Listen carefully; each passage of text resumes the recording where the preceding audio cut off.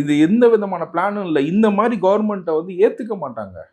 மக்கள் will go. எதுக்காக போகிறாங்க? இப்போ ஆல்டர்னேட்டிவாக வை பீப்புள் ஆர் டெல்லிங் விஜய்னு எனக்கு புதிய சக்தியாக வந்துச்சு அப்படின்னா மக்கள் விரும்புகிறாங்க. அதாவது நான் I will not del only Vijay. ஏன் இதுக்கு முன்னாடி வந்து பார்த்தீங்கன்னா சீமானை ஆதரிச்சாங்க. இன்னைக்கு சீமானுக்கு வந்து டிக்ளைனிங் ஆர்டரில் வந்து ஏன் விஜய் ஆதரிக்கிறாங்க அப்படின்னா it is not only for is mass.